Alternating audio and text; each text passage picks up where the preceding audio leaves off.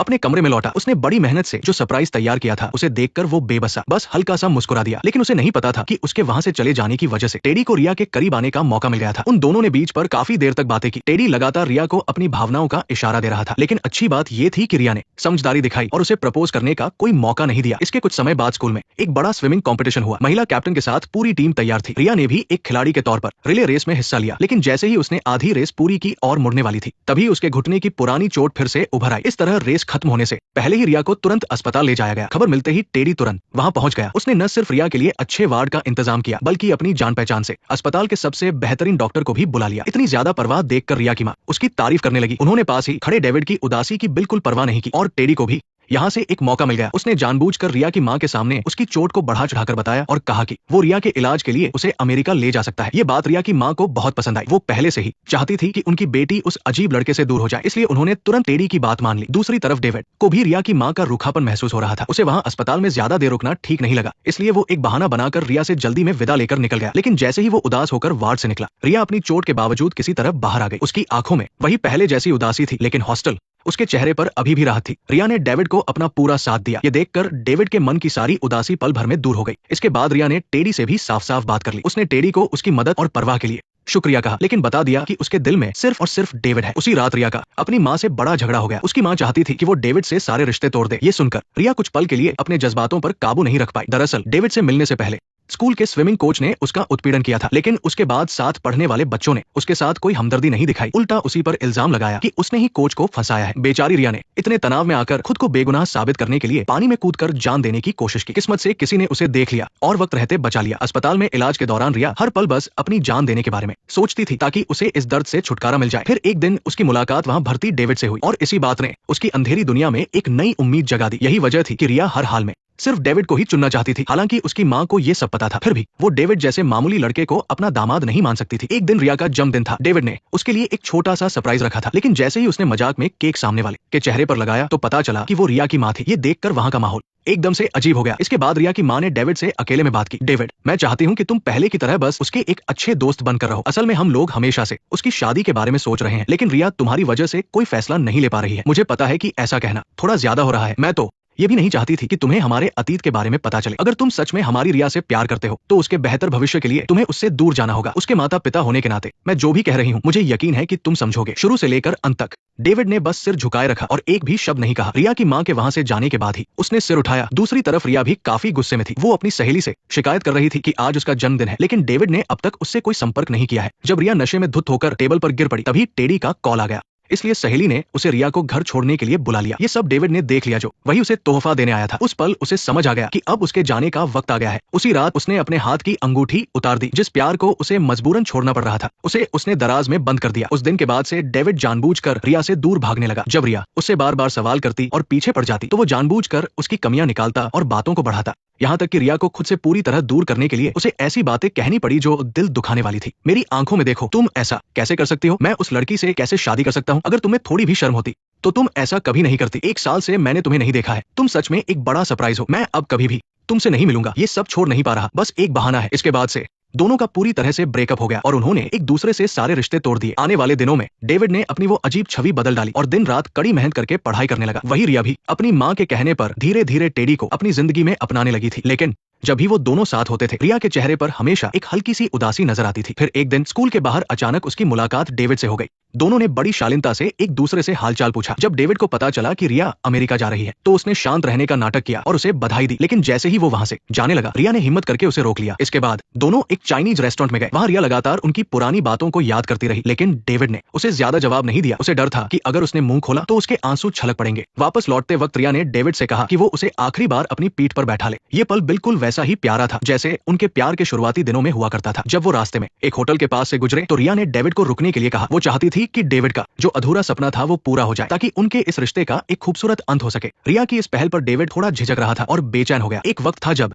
यही उसका सबसे बड़ा सपना था, लेकिन आज उसका दिल उदासी से भरा था, क्योंकि उसे बहुत अच्छी तरह पता था कि इस रात के बाद वे दोनों कभी एक दूसरे से नहीं मिलेंगे। आखिरकार डेविड ने उस हद को पार नहीं किया। ऐसा नहीं था कि वो रिया को पाना नहीं चाहता था, बल्कि वो इस सच्चे और पवित्र प्यार पर कोई दाग नहीं लगने देना चाहता था। इस तरह वे दोनों आंसुओं और खामोशी के बीच एक दूसरे से दूर होते चले गए। कुछ समय बाद कॉलेज का बॉक्सिंग टूर्नामेंट शुरू हो गया। कोच किम अपनी पूरी क्लब टीम के साथ वहां हिस्सा लेने पहुंचे, लेकिन उनका मुकाबला पेशेवर खिलाड़ियों से था, इसलिए पहले राउंड के बाद ही कोच किम समेत तीनों लोग टूर्नामेंट से बाहर हो गए। अब उन सबकी आखिरी उम्मीद डेविड पर टिकी थी। उसी समय एयरपोर्ट पर रिया बस टेडी के साथ अमेरिका के लिए रवाना होने ही वाली थी। जाने से पहले उसकी सहेली खास तौर पर उसे विदा करने आई। उसने डेविड का वो तोहफा रिया के हाथों में दे दिया और बातों ही बातों में बता दिया कि रिया की मां ने डेविड से बात की थी। रिया ने जल्दी से वो गिफ्ट बॉक्स खोला तो देखा कि उसमें वही महंगी हील्स थी। इस पल रिया को सारी सच्चाई समझ में आ गई। उसने टेडी के लिए एक विदाई का नोट छोड़ा और तेजी से बॉक्सिंग टूर्नामेंट की तरफ निकल पड़ी। दूसरी ओर डेविड का मुकाबला शुरू हो चुका था। शुरुआत में उसने बड़े जोरदार हमले किए, लेकिन सामने वाला खिलाड़ी काफी ताकतवर था, इसलिए डेविड जल्दी ही कमजोर पड़ने लगा। फिर एक जोरदार मुक्का उसके चेहरे पर लगा और डेविड सीधे रिंग में गिर पड़ा। ऐसा लग रहा था कि अब उसमें उठने की बिल्कुल हिम्मत नहीं बची है। तभी अचानक एक जानी पहचानी आवाज सुनाई दी, जल्दी से उठ जाओ,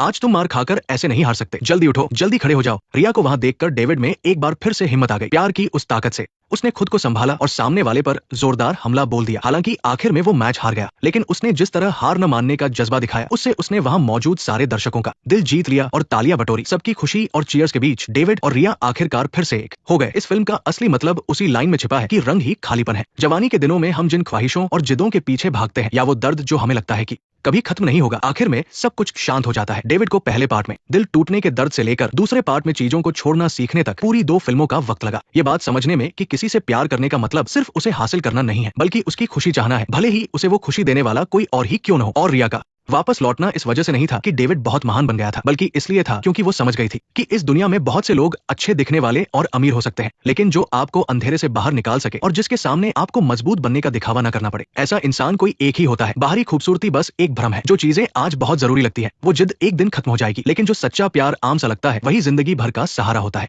तो चलिए आज का हमारा ये वीडियो यहीं पर खत्म होता है। मैं हूँ आपका दोस्त, चलिए मिलते हैं अगले वीडियो में, तब तक के लिए अलविदा।